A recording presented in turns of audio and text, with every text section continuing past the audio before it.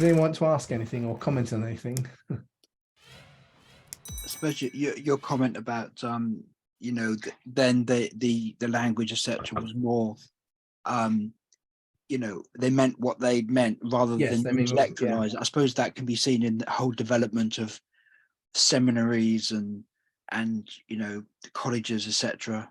I guess that they've been influenced by that more intellectual side of things. Yeah, so I think, well, I mean, the thing I sometimes think is on this, because so I actually, funny enough, this is not normally on my desk, but I remember because I always got this little, I got given this book. It was one of these little supernatural kind of moments because sorry, there you go. This is the ancient Hebrew lexicon of the Bible. And I found some of these things on the way in which the little images make pictographic pictures of the words, like El, which is God, which is an Aleph, which is a bull, which often stood in the ancient world for something divine, and the shepherd's crook. So it was kind of that God was the great shepherd in that sense. It's the first shepherd. There's a little pictogram. So in the forward of this book, it goes on and on about the fact that one of the things you really see demonstrated when you see the pictograms is how concrete a language Hebrew was. That it didn't talk about love it actually used things like love as a concept. Love would be seen because you fed somebody. It was a very active word. It's something you do. And so I've really I've taken this on. You think about it, that the language kind of comes, if you like, from the concrete, the earthly. And as you move into the New Testament, you have more Greek words, and Greek world was now really pushing into the more conceptual idea, the way in which we take, and right at the heart of it, you have that little conversation with Nicodemus where they're talking about earthly things, but Jesus says, if we can't talk about earthly things and see spiritual things through them, how can we really get to the really spiritual stuff? So we have to learn how to do that. And so I thought, well, it's not that God wants us to be stuck in the earthly, but equally we can get really, when we uncouple the fact that love is concrete, if you like, love has to mean something practical, then actually you can kind of get to an abstract world. Well, what does male and female mean? It doesn't really mean anything, does it? So do women have penises? That kind of question. Is the world is falling apart because it's got divorced from the fact that there is a reality that our language is trying to speak about, but our language, which is part of our reason, has a nature to it that is beyond that. And that's why sometimes we get these kind of weird, it's why we sometimes can't answer certain questions. Not absolutely, we have to do it by faith almost. My instinct is this. My instinct is that God somehow has foreknowledge that still leaves me freedom. So what does that really mean? That kind of question. Sorry, Colin, being a bit too, maybe answering it more than a level of what you were asking, but no, that's helpful. Yeah, what you're saying is both. We have to hold. I think it's part of our humanities. We hold the two in tension. We're made from the dust of the earth, like animals are, but we have the gust of God's Spirit breathed into us, which gives us an ability to reason, which stretches into the eternal world. But it's not purely the eternal world. It's somehow moderated with. So we have to keep the two locked together. Our ideas have to be grounded and rooted. But we don't want to get stuck with the grounded, rooted fact that therefore we then try and push that onto eternity. That as a very trivial thing, I often think to myself, when I try and imagine eternity, I will be bored after the first million years. I can't avoid the fact that I am convinced that I will be bored after the first million years because I'll have been around too long. But by faith, I understand that there's something of the nature that's so different that those kind of questions they're not going to be the ones that actually hold sway when we get there. So, but that's by faith. Everything in my life experience says I'll get bored after a million years. Maybe shorter time than that as well. Kristen, I remember you saying something once, I think it was at Revive Camp, where you said that Christianity doesn't always make sense, but everything makes sense through Christianity. Yeah. And no, that's right. Yeah, it was that, because I've said it so many times I can now perhaps say it's my own quote, but that's the way it goes. If you say it once, you want to say so and so says. If you say it twice, you can say somebody once said. Yes. Say it 3 times, but after that you can say I say. But it was that thing that I found from C.S. Lewis, which I can't now fully quote, but where he says, it's not so much that I saw the light and found Jesus, but I found Jesus the light that I better see everything else by, or I see everything else better by. And that's often the way I find it works, is you sort of, in your knower, in your instinctive side, you try and lean in by faith. And if you see it that way, then the world makes sense. And it's not that you couldn't see what your opponent philosophically is saying. It's just you think that's not going to lead to such a good outcome. It's not going to make as much sense when you get there. But, so another comment, because I'm involved with bereaved parents. Yeah. The one thing I've noticed is this latching on to eternal things. Yeah. And in all my times with it, I've found only one person who is a committed, he would probably term himself a born again believer.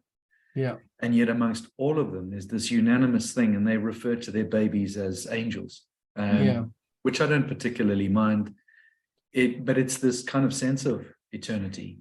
Yeah. And having conversations with dads to raise the issue of eternity with them is so easy. I'd usually say, I don't know what your view of eternity is, and they usually butt in to say, no, absolutely, there must be something. And I think because something so extreme has happened to them, there's a lot more openness to the fact that there must be a whole lot more out there than we understand. Yeah. Yeah. Yeah. Yes, interesting. I've had a lot of experience of bereavement as well, Mark. So I can definitely.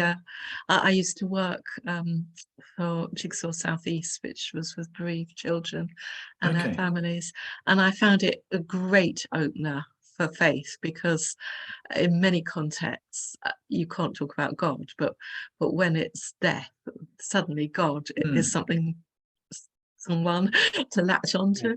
So I was talking with a dad the other day, and after I'd said, look, I don't know what your view on eternity is, and I mentioned the story of David and him losing his son and what he said around all of that. And he told me that when they were in hospital, the hospital chaplain came in and was totally overwhelmed by the whole situation and didn't know what to say to them.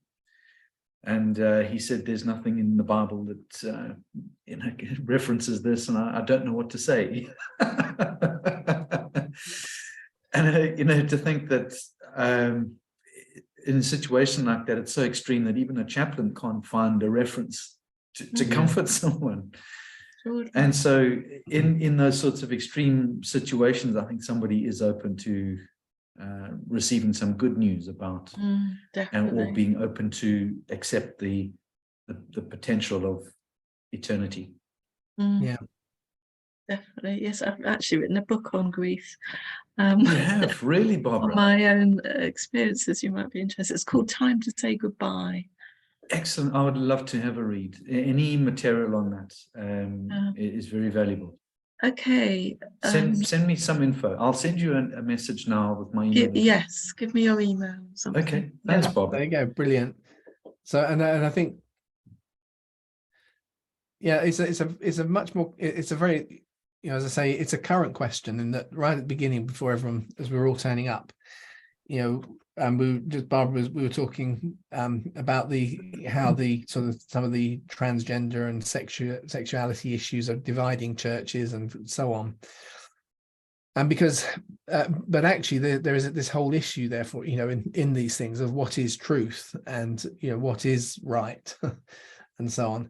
And actually, they are always going to be relevant questions. We're never going to have them down pat, because there is always an element of faith in the process.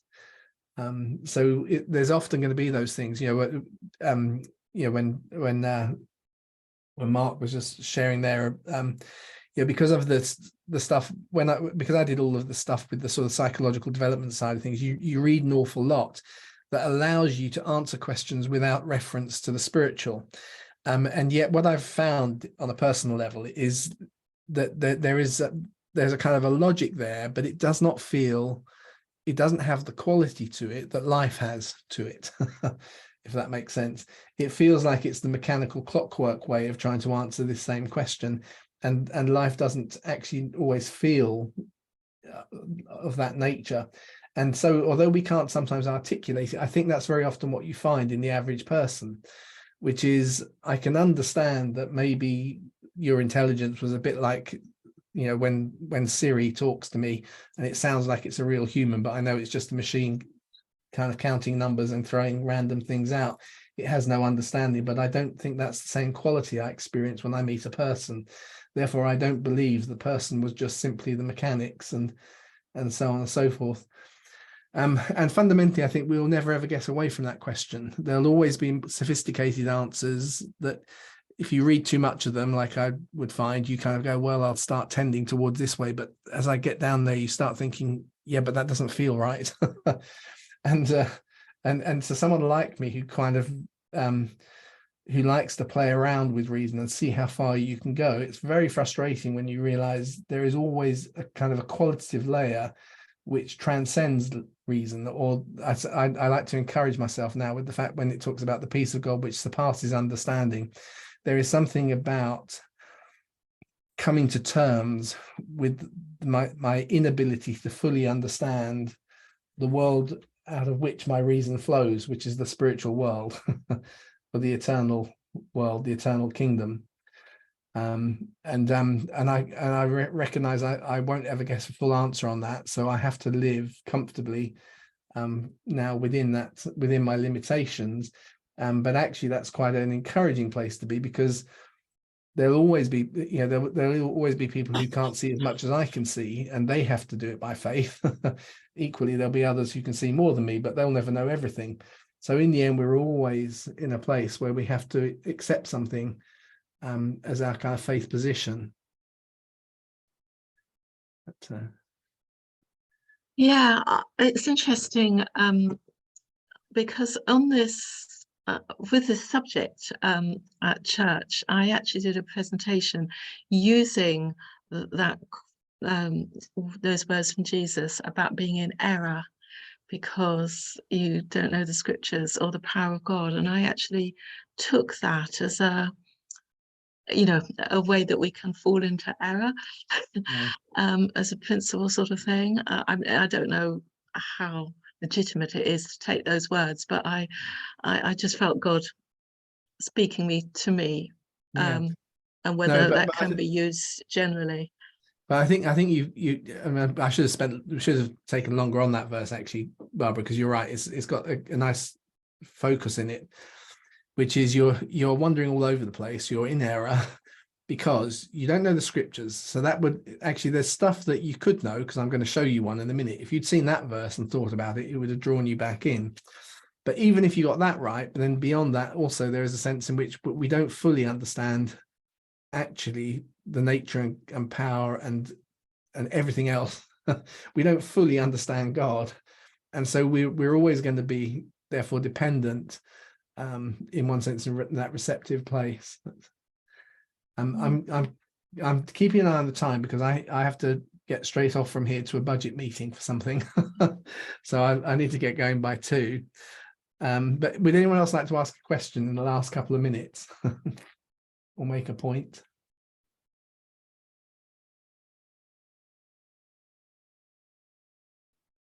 No. I see. I'm now going to say Joe and Neil have kind of they've shut off for lunch somewhere, and Mike's screen is dark, so it maybe it's just the 3 of you. So okay, well let's say, well, I'll say goodbye, and I'll hopefully get 2 weeks up because I haven't had a chance to edit the other one that we're. I've got my local recording, so we should be able to recover something from last week to put up. So I'll get something up in the next few days from today and last week. But until next week, then I will say goodbye. Thanks, Kristen. Bye. Thank you. Thanks very much, Kristen. Bye. Yeah. See you. Bye, Mark.